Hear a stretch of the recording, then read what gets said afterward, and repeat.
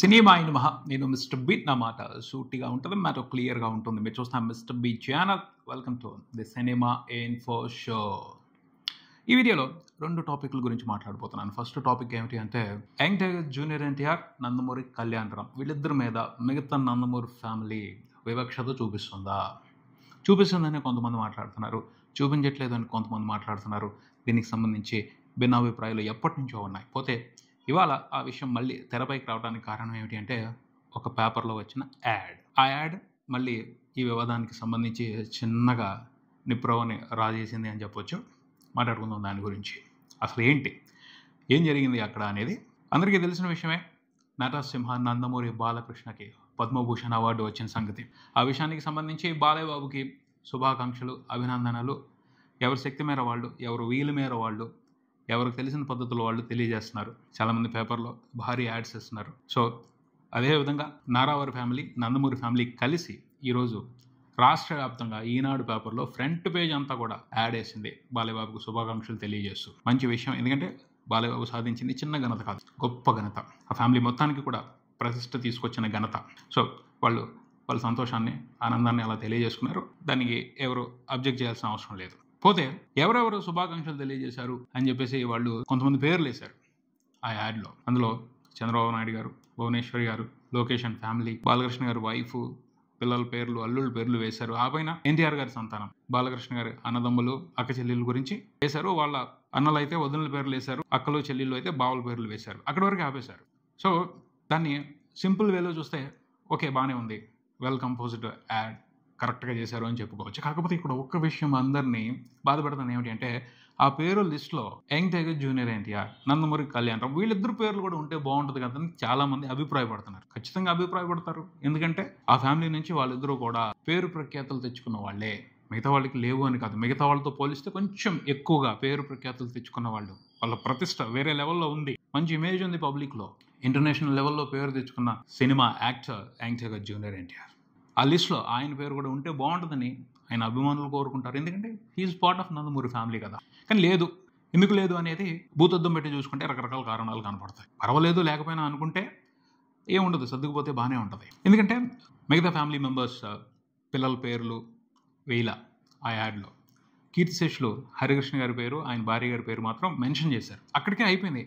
అంటే హరికృష్ణ గారి ఫ్యామిలీ మొత్తాన్ని మెన్షన్ చేసేసినట్టు అనుకోవాలి మనం. అంటే అలా అనుకుంటే ఇబ్బంది లేదు, అసలు గొడవే లేదు అక్కడ. అలా అనుకోవట్లేదు చాలా మంది. మిగతా వాళ్ళ సంగతి వేరు, ఎన్టీఆర్ కళ్యాణ్ రామ్ సంగతి వేరు కదా. వాళ్ళిద్దరు పేర్లు మెన్షన్ చేస్తే ఓ నిండుదనం ఉండేది కదా అనేసి అందరూ ఫీల్ అవుతున్నారు. ఫీలింగ్ ఉంటుంది ఖచ్చితంగా. యంగ్ టైగర్ని అభిమానించే వాళ్ళు, కొంతమంది నందమూరి ఫ్యామిలీలో ఉన్న అభిమానులు ఫీల్ అవుతారు దానికి సంబంధించి. కాకపోతే ఇది ఒక అవకాశం. ఎప్పటి నుంచో కూడా నందమూరి ఫ్యామిలీకి, ఎన్టీఆర్ ఫ్యామిలీకి, అంటే జూనియర్ ఎన్టీఆర్ కళ్యాణ్ రామ్ వీళ్ళిద్దరి మధ్యన ఒక గ్యాప్ ఉంది. దాని మూలంగానే వీళ్ళు దూరంగా ఉంటున్నారు. దాని మూలంగా ఇంకా ఏదో విభేదాలు ఉన్నాయి, అభిప్రాయ భేదాలు ఉన్నాయన్న మ్యాటర్ హైలైట్ అవుతుంది, ఇంకా ఎక్కువ ఎలివేట్ అవుతుంది. ఇలాంటి సందర్భాల్లో జస్ట్ పేరే కదా వేసేస్తే అలాంటి హైలైట్ అయ్యే అభిప్రాయ భేదాలకి అవకాశం ఉండదు కదా. ఇది ఒక మంచి అవకాశం. మేమందరం కలిసికట్టుగా ఉన్నాం, మా మధ్యన ఏ ఇబ్బంది లేదు అని పబ్లిక్కి చెప్పినట్టు ఉంటుంది కదా అని కొంతమంది ఫీల్ అవుతున్నారు. వాళ్ళిద్దరూ కూడా పార్ట్ ఆఫ్ నందమూరి ఫ్యామిలీ కదా. వాళ్ళకి ఎందుకు ఎక్కడికక్కడ అవసరమైనప్పుడు గౌరవం ఇవ్వట్లేదు అని బాధపడే అభిమానులు ఉన్నారు. వాళ్ళు వెళ్ళాల్సిన విధంగా వాళ్ళు వెళ్తూ ఉంటారు. అలాగే ఎన్టీఆర్ కూడా ఎప్పుడు కూడా వివక్ష చూపిస్తున్నారు అన్న విషయాన్ని బయటికి చెప్పరు. ఆయన మాత్రం తన పద్ధతిని బ్రహ్మాండంగా పాటిస్తారు. నేను పార్ట్ ఆఫ్ నందమూరి ఫ్యామిలీ, నా ఫ్యామిలీ ఇది అన్న విషయాన్ని అవసరం వచ్చిన ప్రతిసారి చాటుకుంటారు. రాజకీయాలుగా దూరంగా ఉంటున్నారు. ఎందుకంటే తను ఒక నియమం పెట్టుకున్నాడు, రాజకీయాలకు దూరంగా ఉండాలి అని. ఆ విషయానికి సంబంధించి తను ఏదైతే అనుకున్నాడో దానికి కట్టుబడి ఉన్నాడు, దాన్ని గౌరవించాలి. ప్రతి మనిషికి కొన్ని అభిప్రాయాలు ఉంటాయి. అందరికీ కోపం అది. తెలుగుదేశం పార్టీతో ఎన్టీఆర్ వచ్చి కలివిడిగా ఉండడు, చంద్రబాబు నాయుడు కోసం లేకపోతే పార్టీని ముందుకు తీసుకెళ్ళడం కోసం పనిచేయడు అన్న విషయంలో భేదాభిప్రాయాలు ఉన్నాయి. కాకపోతే ఎలాంటి ఫ్యామిలీలోనైనా చిన్న డిఫరెన్స్లు కామన్. ఖచ్చితంగా జూనియర్ ఎన్టీఆర్కి, నందమూరి కళ్యాణ్ రామ్కి మాత్రం కొంచెం బాధ ఉంటుంది. ఎందుకంటే తెలియకుండా దూరాన్ని మెయింటైన్ చేస్తున్నారు. వాళ్ళు మాత్రం ఎప్పుడు దూరంగా ఉండట్లేదు. ప్రతి విషయానికి సంబంధించి చాలా హుందాగా, అవసరమైన విధంగా రెస్పాండ్ అవుతున్నారు. బాలయ్యబాబుకి పద్మభూషణ్ వచ్చిన తర్వాత ఇద్దరూ కూడా చాలా సంతోషాన్ని వ్యక్తం చేశారు, చాలా గొప్పగా రెస్పాండ్ అయ్యారు, అభినందనలు తెలియజేశారు. వాళ్ళ బాధ్యత వాళ్ళు నిర్వర్తించారు. ఎన్టీఆర్ వైపున తప్పు ఉంది అని చెప్పడానికి లేదు. అర్థం కావట్లేదు రాజకీయాలు, ఇప్పుడే వాటిని అర్థం చేసుకునే అవసరం లేదు అనుకున్నాడు, కొంచెం దూరం పెట్టాడు. దానికి మిగతా ఫ్యామిలీ మెంబర్స్ కూడా గౌరవం ఇవ్వాలి. ఇస్తే అసలు ఏ గొడవ లేదు. ఇస్తున్నారేమో, ఇంటర్నల్గా వాళ్ళ మధ్యన ఏమున్నాయో బయటికి తెలియదు. అన్స్టాపబుల్ షోలో జైలవకుశ మూవీ గురించి మాట్లాడలేదు అని ఒక కాంట్రవర్సీ లేచింది. కానీ ఏం జరిగింది? డాకు మహారాజ్ వచ్చినప్పుడు ఎన్టీఆర్ ఫ్యాన్స్ కూడా వెళ్ళి బ్రహ్మాండంగా సినిమాని సపోర్ట్ చేశారు. నందమూరి ఫ్యాన్స్ అందరూ ఒక్కటే.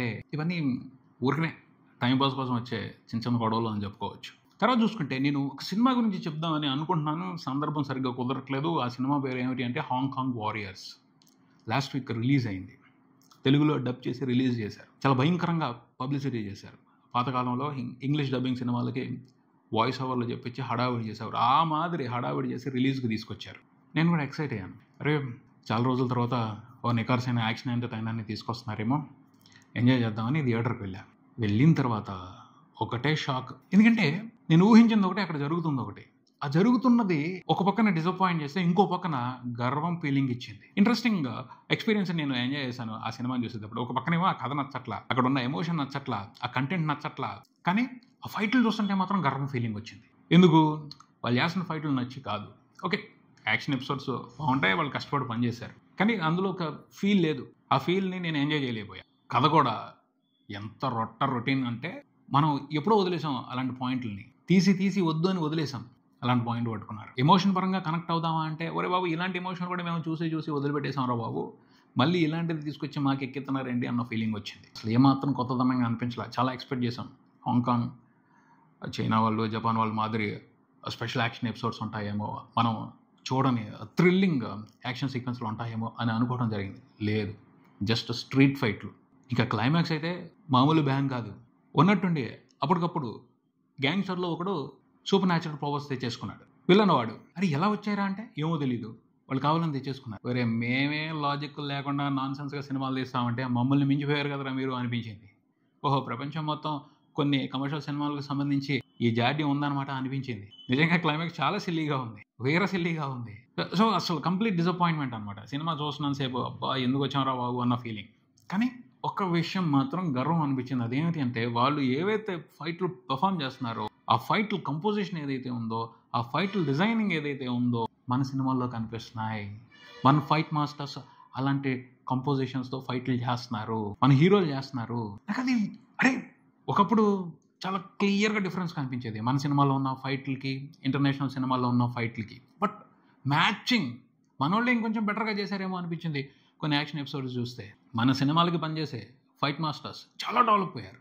ఆ డెవలప్మెంట్ బ్రహ్మాండంగా ఉందనిపించింది. రీసెంట్గా డాకు మహారాజ్ సినిమాకి వెంకట్ మాస్టర్ ఫైట్లు కంపోజ్ చేశారు. ఆ క్వాలిటీ ఉంది. ఈ హాంకాంగ్ వారియర్ సినిమాలో ఫైట్లో ఏదైతే క్వాలిటీ ఉందో అది డాకు మహారాజ్లో ఉంది. అంత స్టైలిష్గా తీశారు. టెక్నాలజీని ఉపయోగించుకుని, సీజీని ఉపయోగించుకుని వండర్ఫుల్ కంపోజిషన్తో మంచి ఫైట్లు చేస్తున్నారు మన వాళ్ళు. ఇంటర్నేషనల్ స్టాండర్డ్లో ఫైట్లు తీస్తున్నారు, వాళ్ళతో పోటీ పడే విధంగా ఫైట్లు తీస్తున్నారు.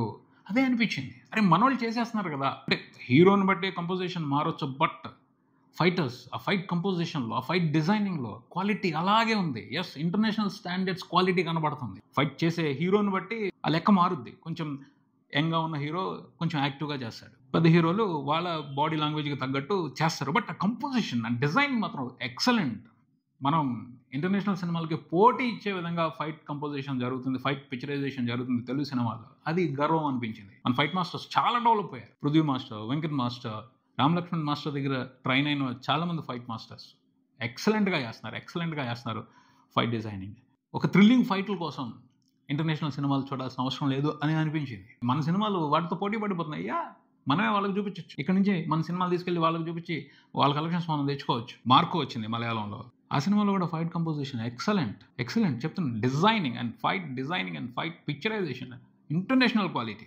ఇంటర్నేషనల్ సినిమాలకి కాంపిటీషన్, వాళ్ళు గెలుస్తారు, మన వాళ్ళు గెలుస్తారు పోటీ పెడితే. ఆ రేంజ్లో కంపోజిషన్ జరుగుతుంది ఫైట్లకు సంబంధించి. మలయాళం ఇండస్ట్రీలో కానీ, మన ఇండస్ట్రీలో కానీ, కన్నడ ఇండస్ట్రీలో కానీ ఎక్సలెంట్గా చేస్తున్నారు ఫైట్లు. సో మనం బాగా ఎదిగాం. నేను సినిమా ఎదిగింది, నెక్స్ట్ లెవెల్కి వెళ్ళింది, వేరే లెవెల్కి వెళ్ళింది అని అనిపించింది ఈ సినిమాని చూసిన తర్వాత. సినిమా నచ్చకపోయినా సరే ఆ ఫీలింగ్ వచ్చింది, ఆ ఎక్స్పీరియన్స్ తీసుకున్నాను, అది బాగుంది అనిపించింది. చాలామంది చూడలేదు, నాకు అర్థమైంది ఆ సినిమాని.